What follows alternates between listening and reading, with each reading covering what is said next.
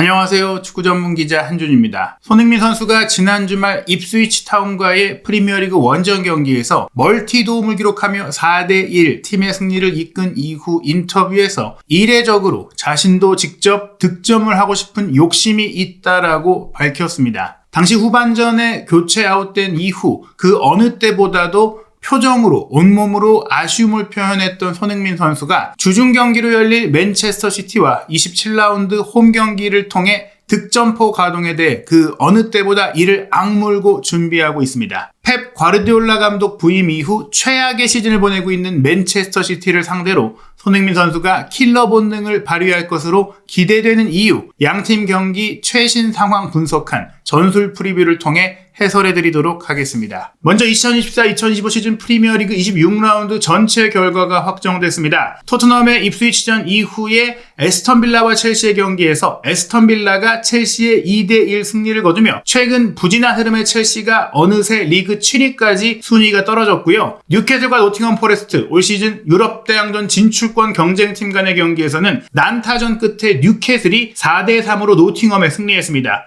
그리고 프리미어리그의 대표 라이벌전으로 자리 잡고 있는 맨체스터 시티와 리버풀의 경기는 부임 첫 시즌인 아르네 슬롯 감독의 리버풀이 맨시티 원정 2대0 완승을 거두면서 사실상 올 시즌 리그 우승을 확정한 듯한 분위기를 만들고 있습니다. 27경기, 물론 한 경기를 더 치른 상황인데 카라바오컵 결승전 일정 때문에 미리 경기를 했거든요. 이 경기 승리로 승점 64점, 2위인 아스널이 웨스트햄과의 경기 이번 라운드 0대1로 지다 보니까 승점 차이가 11점까지 벌어졌습니다. 그리고 3위 노팅엄도 패배하면서 승점 47점으로 우승권에서는 멀어졌고, 맨시티 역시 이번 리버풀과의 맞대결 패배로 승점 44점에 멈추면서 이제는 우승 경쟁팀은 확실히 아니고 4위 자리를 지키는 것이 지상 과제가 됐어요. 5위 뉴캐슬과 승점 동률인데 골득실차 우위로 겨우 4위를 지켰고, 6위 본머스, 7위 첼시와의 승점 차이도 겨우 1점, 8위 에스턴 빌라와의 승점 차이도 2점에 불과하기 때문에 자칫 다음 시즌 챔피언스리그 진출권을 놓치는 것은 물론이고 유로파리그도 나가지 못할 수 있는 위험한 상황에 처했습니다. 그리고 그 상황은 27라운드 결과를 통해 더욱더 악화될 수 있는데요. 27라운드 경기는 주중 경기 2월 마지막 주중에 열립니다. 3월 첫째 주말에 FA컵 16강전 일정이 있기 때문인데요. 먼저 2월 26일 수요일 새벽에 3시 30분 브라이튼 대 본머스, 크리스탈 팰리스 대 에스턴 빌라, 울브스 대 풀럼의 경기가 있고, 새벽 5시 15분에는 첼시 대 사우스햄프턴의 경기가 열립니다. 그리고 27일 목요일 새벽 4시 30분에 브렌트포드 대 에버튼, 맨유 대 입스위치, 노팅엄 대 아스널, 토트넘 대 맨시티의 경기가 있고요. 5시 15분에 리버풀 대 뉴캐슬의 경기가 있습니다. 마지막 경기는 2월 28일 금요일 새벽 5시 웨스트햄 대 레스터시티, 강등권 팀 간의 경기입니다. 맨시티는 과르디올라 감독 체제에서 올 시즌 그야말로 부정적인 기록은 다 쌓아가고 있어요. 리버풀을 상대로 부임 후 리그 홈 경기 무패를 달리고 있던 과르디올라 감독인데 올 시즌 리버풀을 상대로 처음으로 에티하드 스타디움에서 패배하고 말았습니다. 게다가 리버풀은 레알 마드리드를 만난 챔피언스리그 16강 플레이오프에서 1차전 홈 경기 2대3 패배에 이어 2차전 원정 경기도 1대3으로 패배하며 합계 6대3의 2패 열세로 16강 진출에 실패하고 말았습니다. 레알 마드리드 원정에 이어 리버풀과 홈 경기까지 최근 공식 경기 2연패, 최근 6경기 2승 4패인데 그 2승 중 1승도 하부리그에 있는 레이튼 오리엔트와의 FA컵 경기이다 보니까 실질적으로는 프리미어리그 홈 경기였던 뉴캐슬전 4대0 승리만이 그나마 좋은 경기였고, 아스널과의 원정 경기 1대5 참패라든지 레알 마드리드를 상대로 한 2차례의 대량 실점 패배, 그리고 이번 리버풀전 패배까지 경쟁력 있는 팀들을 상대로 명확한 수비적인 약점을 노출하며 무너지고 있는 것입니다. 토트넘은 들쑥날쑥한 상황 속에서 리버풀, 에스턴 빌라를 상대로 카라바오컵, FA컵 연달아 탈락했지만 이후 리그 경기는 연승을 이어갔거든요. 특히 브렌트포드와의 리그 원정 경기 2대0 승리에 이어 맨유전 1대0 승리, 그리고 지난 주말 비록 실점은 했지만 입스위치 타운의 4대1 대량 득점 승리를 거두면서 리그 3연승을 달리며 기세가 좋은 상황입니다. 프리미어리그 공식 홈페이지는 프리미어리그의 클래식 매치라고 할 수 있는 맨시티와 리버풀의 경기에서 어떻게 리버풀이 맨시티를 상대로 아예 전력 격차까지 벌리는 모습을 보였는지 분석한 내용 소개했는데요. 그 주요 내용을 통해서 맨시티의 문제가 무엇인지, 또 리버풀이 맨시티 원정에서 맨시티를 어떻게 공략했는지 전술적인 특징도 살펴보도록 하겠습니다. 맨시티를 상대로 격차를 벌린 리버풀, 알렉스 캐블 전술 전문가가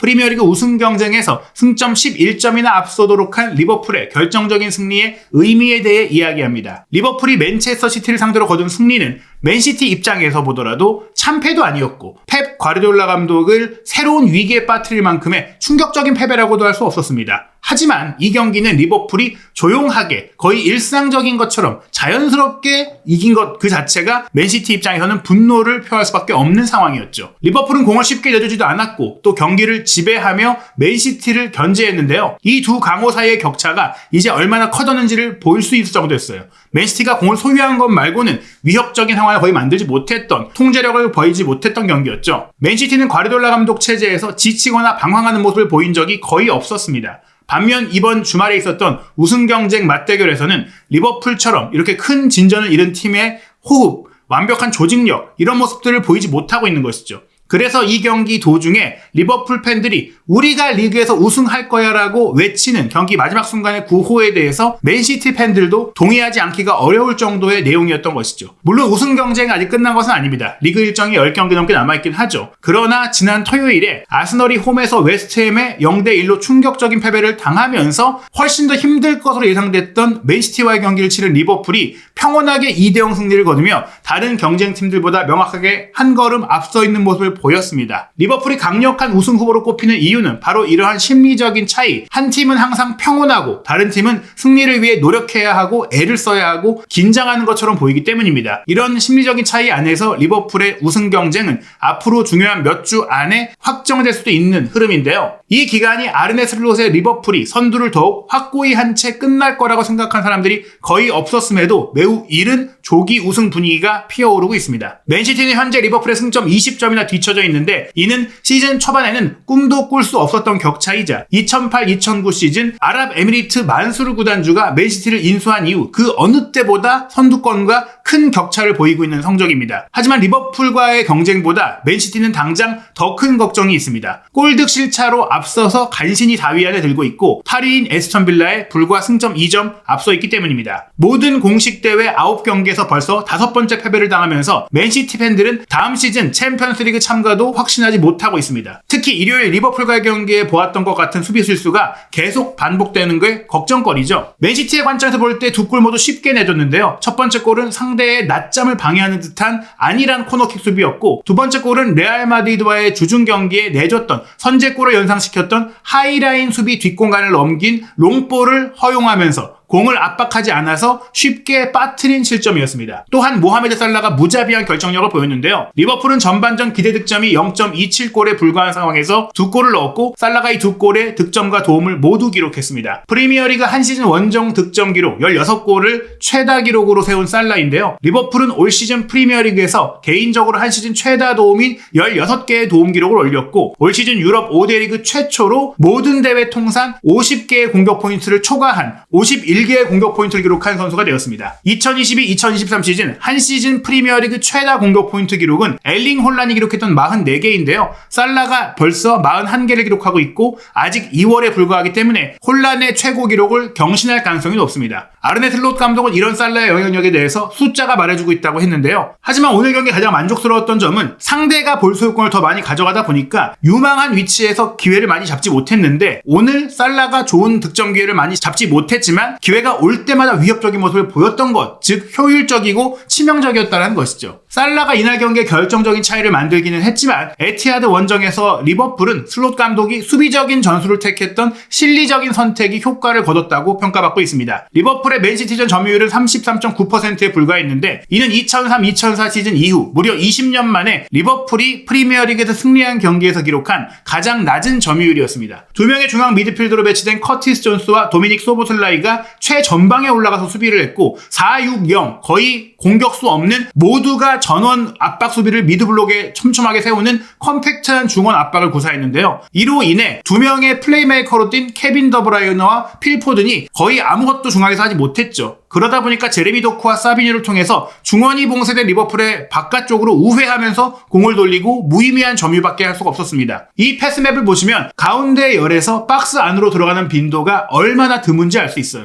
박스 안으로는 공을 투입하지 못했던 것이 보이죠. 여기서 드러나는 맨시티의 문제는 버질 판다이크가 지금까지 혼란이 뛸 때도 잘 막아내긴 했지만 혼란까지 없으니까 도쿠가 아놀드를 아무리 이겨내고 뒷공간을 열어 제쳐도 문전으로 공을 투입했을 때 그 공으로 공격할 수 있는 선수가 없기에 그냥 공이 차단되고 말았다는 것이죠. 돌파도 소용이 없는 거예요. 중앙 압박 속에 바이란을 공략한 컷백 크로스도 효과적인 전력이라고 볼 수 있는데 이런 상황에서 슬롯 감독이 처음으로 전술적인 유연성을 보이면서 공을 소유하지 않고도 경기를 지배할 수 있다는 걸 보여줬습니다. 과르디올라 감독의 말대로 이날 경기가 예외적이었다라고 하지만 이런 축구 전술의 이론적인 면 실리 축구가 점유 축구를 어떻게 잡을 수 있는지를 슬롯 감독 리그 1위 팀이 보여줬다는 것은 포스테코글루 감독의 토트넘 역시 맨시티를 잡을 때 활용해야 할 전술이라고 할 수 있습니다. 맨시티의 다음 리그 두 경기도 토트넘, 노팅엄전이라는 것이 프리미어리그 전문가는 결코 쉽지 않은 일정이 될 것이다. 게다가 두 경기 모두 원정 경기이기 때문에 어려울 거라고 했는데요. 반면 리버풀은 리그 우승에 매우 가까워진 상황이라고 정리했습니다. 리버풀과의 경기 맨시티의 선발 명단은 혼란이 부상으로 빠진 가운데 필 포든을 제로톱으로 놓고 왼쪽에 도쿠, 오른쪽에 사비뉴, 마르무시를 처진 공격수로 놓고 케빈 더브라이너를 플레이메이커로 원볼란치로 니코 곤살레스를 두고 포백에 그바르디올, 아케, 후사노프, 리코 루이스를 배치했고 에데르송이 골문 지켰는데요. 경기 시작 14분 만에 선제골을 내주고 37분에 두 번째 골을 내준 이후에는 상대가 완전히 내려서서 지키다가 역습하는 패턴을 전혀 흔들지 못했죠. 게다가 맨시티가 라인을 높였지만 뒷공간을 내주기만 했고 보시는 대로 가짜 9번 필포드는 완전히 지워졌고 더브라이너도 침묵했고 윙어들도 바깥 주변부만 맴돌고 박스 안으로 어떤 선수도 들어가지 못했고 그런 과정 속에 마르무시도 실종됐기 때문에 그야말로 맨시티의 공격은 의미가 없었다. 경기의 실시간 위협도 그래프를 보면 후반전으로 총공세를 펼치긴 했지만 리버풀이 힘을 뺀 상황에서 나왔던 장면이고 기대 득점 자체도 리버풀의 슈팅이 8개, 맨시티가 16개였는데 0.71골에 리버풀이 더 높았고 0.63골에 불과했던 맨시티는 유효 슈팅이 5개나 있었음에도 불구하고 득점에 근접한 슈팅이 없었다라는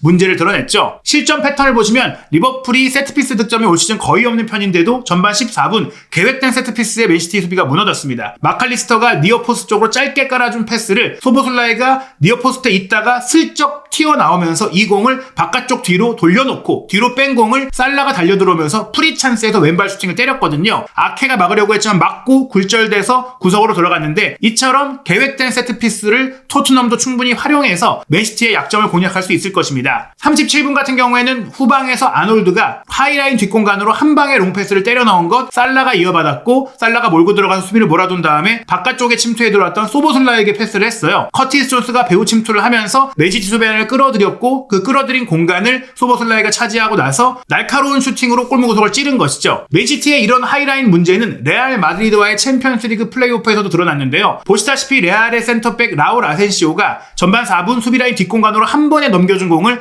음바페가 빠르게 달려들어가서 원터치 로빙 슈팅으로 연결해 선제골을 일찌감치 넣었던 것이 맨시티가 챔스 16강에 가지 못했던 큰 원인이 됐습니다. 레알 마드리드는 61분에 오른쪽 측면을 개인 돌파로 무너뜨린 음바페의 과감한 대각선 중거리 슈팅으로 3대0을 만들었고 이후 맨시티가 한 골을 만회하긴 했지만 1차전도 패배했기 때문에 의미 없는 만회골이 되고 말았죠. 이러한 패턴들은 손흥민 선수가 입스위치와의 경기에 보여줬던 뒷공간을 무너뜨리는 속도감, 돌파력 그리고 이 상황에서 손흥민 전으로 접고 들어와서 슈팅을 때리는 패턴이 음바페의 슈팅처럼 나올 수 있다면 이번에도 맨시티 킬러인 손흥민 선수의 득점이 충분히 나올 수 있다고 기대할 수 있습니다. 물론 토트넘의 수비도 실점할 가능성은 매우 큽니다. 맨시티가 수비는 안 좋아도 공격적으로는 여전히 좋은 자원들이 많은데요. 특히 1월 이적 시장에 프랑크푸르트에서 영입한 새로운 살라, 이집트 공격수 마르무시의 득점력이 대단하죠. 뉴캐슬과의 경기에 헤드트릭을 기록했을 때의 플레이를 보시면 에데르송 골키퍼가 수비라인 뒷공간으로 한 번에 넘겨준 공을 빠르게 침투해서 이어받고 힘으로 버텨내고 골키퍼의 키를 넘기는 로빙 슈트로 선제골을 넣었었는데 토트넘도 하이라인 수비를 하기 때문에 이런 침투를 조심해야 됩니다. 뉴캐슬전 24분에는 귄도안의 스루 패스를 역시나 수비라인 뒷공간으로 빠져들어가면서 이어받고 날카로운 슈팅을 니어포스트로 찔러 넣으면서 2대0을 만들었고 33분에는 오른쪽 측면을 사비뉴가 무너뜨리고 나서 준 컷백을 마르무시가 역시나 블라인드 사이드에서 나타나서 원터치 슈팅으로 구석으로 밀어 넣었거든요. 이런 하이라인 풀백 뒷공간의 문제는 토트넘도 마찬가지로 겪고 있기 때문에 맨시티가 갖고 있는 수비 문제를 토트넘도 갖고 있다는 점. 다만 맨시티의 수비 문제를 토트넘 공격진들이 역습 능력이 좋은 공격수를 보유하고 있다 보니까 공략할 수 있다는 점. 그래서 난타전과 득점 공방이 될 텐데 토트넘이 올 시즌 맨시티를 상대로 전반기 리그 경기도 이기고 카라바오 경기도 이겼을 때처럼 조금 더 실리적으로 이번 경기 좀 더 냉철하게 운영을 한다면 충분히 맨시티를 잡을 수 있다고 할 수 있습니다. 역대 토트넘이 맨시티와의 경기 프리미어리그 55경기 29승 8무 18패로 우세하고 최근 10경기 전적도 5승 1무 4패, 최근 2경기 올 시즌 2차례 맞대결도 이미 모두 이겼기 때문에